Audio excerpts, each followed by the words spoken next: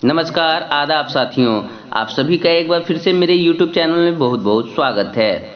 आज के इस वीडियो में शिक्षा विभाग से संबंधित आज की महत्वपूर्ण खबरों को हम जानेंगे। उससे पहले अगर आपने मेरे चैनल सरकारी स्कूल एक पहल को अभी तक सब्सक्राइब नहीं किया है तो सब्सक्राइब जरूर करें। साथ ही बेल आइकन को दबाना बिल्कुल ना भूलें ताकि आने वाले हर एक वीडियो का आपको नोटिफिकेशन मिल सके। फेसबुक और इंस्टाग्राम के पेज को लाइक करें, ट्विटर पर हमें फॉलो करें। तो चलिए आज के दिन भर के शिक्षा विभाग के मुख्य समाचार को हम जानते हैं। दूसरे के बदले डीएलएड परीक्षा दे रहे 9 गिरफ्तार। डीएलएड परीक्षा में दूसरे के बदले बैठी 4 महिलाओं और 5 पुरुषों को कंकड़ाबाग थाने की पुलिस ने गिरफ्तार कर लिया है। कागजात और तस्वीर में हेराफेरी कर ये सभी परीक्षा में बैठे थे।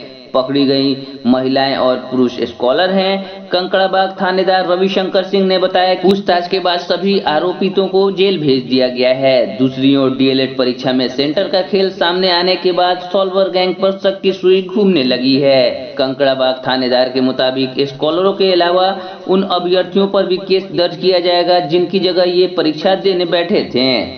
पकड़ी गए सभी आरोपित मधुबनी, मधेपुरा, सुपौल, नालंदा व अन्य जिले के हैं। पकड़े गए स्कॉलरों से पूछताछ के दौरान कई राज खोले हैं। इन सभी के पास से पुलिस ने मोबाइल भी बरामद किया है। मोबाइल के कॉल डिटेल्स के जरिए पुलिस से ये पता लगा रही है परीक्षा से पहले आरोपितों की बातचीत किन किन लोगों से हुई थी। सूत्रों की माने तो जिन शख्स ने इन स्कॉलरों की परीक्षा में दूसरे की जगह बैठने का ऑफर दिया था उसके बारे में भी अहम जानकारी पुलिस को हाथ लगी है। 50-50 हजार रुपए में सेंटर ने 4 महिलाओं और 5 पुरुषों को दूसरे की जगह परीक्षा में बैठने का सौदा तय किया था। एडवांस के तौर पर कुछ पैसे पहले ही दिए जा चुके थे, बाकी के रुपए परीक्षा के बाद मिलने थे, लेकिन उससे पहले ही सभी पकड़े गए। डीएलएड फेस टू फेस परीक्षा पर पत्र भरने की अंतिम तिथि 24 तक। बिहार बोर्ड ने डीएलएड फेस टू फेस का प्रशिक्षण सत्र 2020-22 के प्रथम वर्ष तथा सत्र 2019-21 के द्वितीय वर्ष का ऑनलाइन परीक्षा आवेदन पत्र भरने की तिथि 24 सितंबर तक बढ़ा दी है। जो विद्यार्थी अभी तक फॉर्म नहीं भरे हैं वो विलंब शुल्क के साथ 24 सितंबर तक परीक्षा फॉर्म भर सकते हैं। वहीं जिन परीक्षार्थियों का ऑनलाइन शुल्क जमा नहीं हुआ है वो 30 सितंबर तक शुल्क जमा कर सकते हैं। बोर्ड द्वारा मौका अंतिम बार दिया गया है। वहीं आवेदन फॉर्म के आधार पर डमी प्रवेश पत्र 22 से 30 सितंबर तक वेबसाइट पर अपलोड किया जाएगा। इस दौरान परीक्षार्थी विषय की त्रुटि सुधरवा सकते हैं।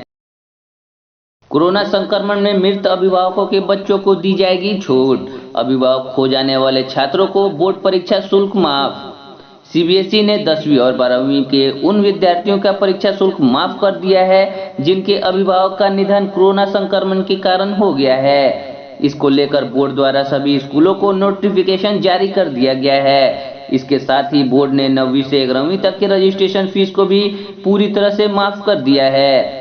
बोर्ड द्वारा सभी स्कूलों के ऐसे छात्रों की सूची मांगी है जिनके माता पिता की मृत्यु कोरोना काल के संक्रमण से हो गई है। ज्ञात हो कि कोरोना संक्रमण की दूसरी लहर काफी संख्या में लोगों की मौत हुई है। इसमें स्कूली छात्र छात्राओं ने भी अपने अभिभावक खोए हैं। ज्ञात हो कि 10वीं और 12वीं में 1500 रुपए परीक्षा शुल्क के तौर पर लगते हैं। वहीं रजिस्ट्रेशन में 1000 के लगभग शुल्क देना होता है। बोर्ड ने सभी छात्रों की पूरी जानकारी स्कूलों से मांगी है। बोर्ड की माने तो 30 सितंबर तक बिना विलंब शुल्क के परीक्षा फॉर्म भरा जाना है। वहीं 9 अक्टूबर तक विलंब शुल्क के साथ भरा जाएगा। इससे पहले सभी स्कूलों को इसकी जानकारी बोर्ड को भेज देनी है। उपस्थिति में बच्चों को मिलेगी छूट। शिक्षा विभाग कोरोना संक्रमण की दूसरी लहर को देखते हुए मौजूदा शैक्षणिक सत्र में भी राज्य के सरकारी व सरकार संपोषित विद्यालयों में पढ़ने वाले बच्चों को सरकार की लाभुक योजना की राशि प्रदान करने में उपस्थिति की अनिवार्यता को लगातार दूसरे साल भी शिथिल करेगा। शिक्षा मंत्री विजय कुमार चौधरी की अनुशंसा के बाद विभाग द्वारा इस बाबत तैयार प्रस्ताव राज्य मंत्रिमंडल को भेज दिए जाने की सूचना है। मुख्यमंत्री नीतीश कुमार के नेतृत्व में होने वाली मंत्रिमंडल की बैठक में इस पर मुहर लगते ही शिक्षा विभाग इसे इस साल भी लागू कर देगा। गौरतलब है कि साइकिल, पोशाक, छात्रवृत्ति समेत शिक्षा विभाग की अन्य लाभुक योजनाओं की राशि पाने के लिए पूर्व से ही 75% कक्षा में उपस्थिति की अनिवार्यता लागू है। पिछले साल कोरोना काल में स्कूलों की बंद रहने के कारण इस अनिवार्यता को सरकार ने शिथिल किया था। अब लगातार दूसरे साल भी इसमें ढील देने जाने की तैयारी है। आदर्श विद्यालय में बनेंगे कॉमन व रेस्ट रूम। आदर्श विद्यालय में कॉमन व रेस्ट रूम की सुविधा दी जाएगी, इसकी तैयारी शुरू कर दी गई है। साथ ही स्कूल परिसर में सैनिटरी व डिस्पोजल मशीन भी लगेंगे। एक तरफ स्कूल में जहां शौचालय की संख्या बढ़ाई जाएगी, वहीं पानी पीने के लिए आरओ लगाए जाएंगे। इसको लेकर पटना जिला शिक्षा कार्यालय द्वारा स्कूलों को निर्देश दिए गए हैं। पटना डीओ अमित कुमार की ओर से आदर्श विद्यालयों की समीक्षा भी की गई है। सूबे में 50 माध्यमिक और उच्च माध्यमिक विद्यालयों का चयन आदर्श विद्यालय के तौर पर किया गया है। सभी आदर्श विद्यालयों में जल्द ही शाला सिद्धि प्रोग्राम की शुरुआत होगी। इसके तहत सभी स्कूल अपना स्व मूल्यांकन करेंगे। इसके लिए सभी स्कूलों को शाला सिद्धि के ऑनलाइन पोर्टल से जोड़ा जाएगा। इसे स्कूलों के प्राचार्य द्वारा जोड़ा जाएगा। डीईओ अमित कुमार ने बताया कि आदर्श विद्यालय का समय समय पर बैठक आयोजित की जाएगी। इसकी पहली बैठक 25 सितंबर को होगी। बिहार शिक्षा परियोजना परिषद द्वारा सभी आदर्श विद्यालयों में सैनिटरी नैपकिन की मशीन लगाई जाएगी। इसके अलावा डिस्पोजल मशीन भी लगाए जाएंगे। छात्राएं स्कूल में ही नैपकिन खरीद सकेंगी।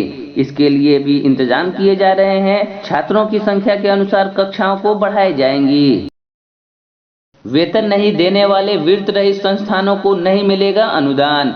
शिक्षा मंत्री विजय कुमार चौधरी ने कहा है कि उनकी सरकार वित्त रहित संस्थानों को अनुदान देकर उनकी स्थिति में सुधार के पक्षधर है। मुख्यमंत्री नीतीश कुमार जब सरकार में आए थे तो सबसे पहले वित्त रहित संस्थानों को अनुदान देकर पहले इन संस्थानों के प्रति दोहरी नीति का समाप्त किया था। उन्होंने कहा कि इस मामले में शिक्षकों को अनुदान की राशि को लेकर सरकार के पास कई तरह की शिकायतें आ रही थी। सरकार ने इसके लिए पोर्टल लॉन्च किया है, जहां अनुदान को लेकर सभी बातें पारदर्शी तरीके से होंगी। उन्होंने स्पष्ट किया है कि वित्त रहित संस्थानों को अनुदान केवल शिक्षकों को वेतन आदि देने में मिलता है। संस्थान को भी इस बात का ख्याल रखना चाहिए कि उस राशि का केवल शिक्षकों के वेतन ही दें। मंत्री ने कहा कि बिना शिक्षकों के वेतन दिए वित्त रहित संस्थानों को अगला अनुदान नहीं मिलेगा। श्री चौधरी ने कहा कि वित्त रहित शिक्षा नीति को समाप्त करने के लिए सरकार अनुदान देती है, पर यह परफॉर्मेंस ग्रांट है। इससे शिकायतें आती हैं कि ग्रांट सही तरीके से शिक्षकों व कर्मियों तक नहीं पहुंच रही है। अब इसे सीधे अकाउंट में आरटीजीएस से भेजा जाएगा। यही नहीं, अब स्कूल उपयोगिता प्रमाण पत्र अपलोड नहीं किया जाएगा। अगले अनुदान के हकदार महाविद्यालय नहीं होंगे। शिक्षा मंत्री ने इस तथ्य का भी खुलासा किया है कि कॉलेज के आंतरिक संसाधन से प्राप्त आमदनी का 70% राशि शिक्षक व शिक्षेतर कर्मियों के वेतन पर खर्च करने का प्रावधान है। व्याख्याताओं को ऐसे अवकाश न दे कि कॉलेज ही बंद हो जाएं। शिक्षा विभाग का टीचर्स ट्रेनिंग कॉलेज को निर्देश। शिक्षा विभाग ने टीचर्स ट्रेनिंग कॉलेज के प्राचार्यों को निर्देश दिया है कि व्याख्याताओं को ऐसे अवकाश न दें कि संस्थान ही बंद हो जाएं। शिक्षा विभाग के शोध एवं प्रशिक्षण निदेशक डॉक्टर विनोदानंद झा द्वारा राज्य के सभी अध्यापक शिक्षा महाविद्यालयों, जिला शिक्षा एवं प्रशिक्षण संस्थानों, प्राथमिक शिक्षा महाविद्यालय तथा प्रखंड अध्यापक शिक्षा संस्थानों के प्रधान को दिए गए निर्देश में कहा गया है कि आए दिनों ऐसा देखने को मिल रहा है कि कतिपय प्रशिक्षण संस्थानों में कार्यरत व्याख्याताओं को आकस्मिक छुट्टी, प्रतिबंधित छुट्टी, विशेष अवकाश इस तरह दी जा रही है कि किसी दिन संस्थान बंद होने की स्थिति भी सामने आ रही है। निर्देश में कहा गया है कि किसी भी कर्मी द्वारा छुट्टी का दावा अधिकार पूर्वक नहीं किया जा सकता है। साथ ही छुट्टी में जाने की अनुमति या स्वीकृति के सिद्धांत एवं शक्ति का उल्लेख बिहार सेवा संहिता में स्पष्ट रूप से अंकित है। इसके आलोक में ही नियंत्रित पदाधिकारी द्वारा छुट्टी स्वीकृत किया जाना चाहिए। अध्यापक शिक्षा महाविद्यालय, जिला शिक्षा एवं प्रशिक्षण संस्थानों, प्राथमिक शिक्षा महाविद्यालय तथा प्रखंड अध्यापक शिक्षा संस्थानों के प्रधान को निर्देश दिया गया है कि सभी छुट्टी स्वीकृत करने वाले सक्षम पदाधिकारियों द्वारा छुट्टी सेवा संहिता में दिए गए प्रावधान के आलोक में ही किए जाने चाहिए, जिससे संस्थान के कार्यों में व्यवधान उपस्थित न हो। यदि नियम के अंतर्गत किए गए प्रावधान के विरुद्ध छुट्टी की स्वीकृति दी जाती है तो इसके लिए संबंधित प्राचार्य उत्तरदायी होंगे।